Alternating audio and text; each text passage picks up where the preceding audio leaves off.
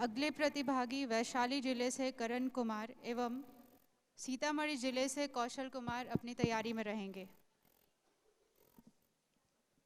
नमस्कार। परम आदरणीय सम्मानित मंच एवं निर्णायक मंडल के सदस्यगण एवं हमारे प्यारे साथियों, गणतंत्र की जननी वैशाली का प्रतिनिधित्व करते हुए मैं करण कुमार भारतीय संविधान की 75 वर्ष के अधिकारों, कर्तव्यों और प्रगति की यात्रा विषय पर अपने विचार अभिव्यक्त हेतु उपस्थित हुआ हूँ। महोदय, भारतीय संविधान की 75 वर्ष की यात्रा लोकतंत्र की मूल भावना और न्याय की ओर किए गए अनथक प्रयासों का एक महान गाथा है, जहां नागरिकों के कर्तव्य, मौलिक अधिकार का विस्तार और लोकतंत्र की मजबूती देखी गई है। महोदय, इस यात्रा की शुरुआती दौर की चर्चा करें तो आज से 7 दशक पहले संसद के सेंट्रल हॉल में पवित्र आवाजों की गूंज उठी, जहां संविधान के एक एक अनुच्छेद पर बारीकी से चर्चा हो रही थी। उस चर्चा में तर्क आए, तथ्य आए, विचार आए, आस्था की चर्चा हुई, सपनों और संकल्पों की चर्चा हुई, मानो जैसे संसद का केंद्रीय कक्ष ज्ञान का महाकुंभ दिख रहा हो, जहां भारत के हर कोने के लोगों के सपने को शब्दों में रचने का भरपूर प्रयास किया गया था।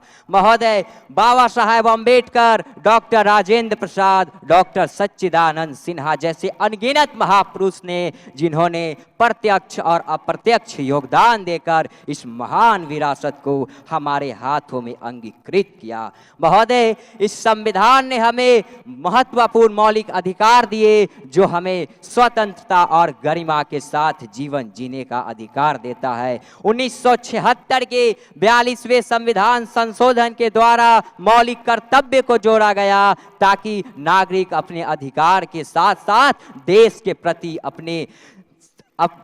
प्रति अपनी जिम्मेदारियों को भी समझे। इसी प्रकार से समय, परिस्थिति और देश की आवश्यकता को देखते हुए अलग अलग सरकारों ने अलग अलग समय में संविधान में 100 से अधिक संशोधन किए। महोदय, इसलिए संविधान की इस 75 वर्ष की यात्रा हम सब के लिए गौरव का विषय है। इसलिए हम सबसे आग्रह करते हैं कि हम सभी लोग मिलकर ये संकल्प ले कि भारतीय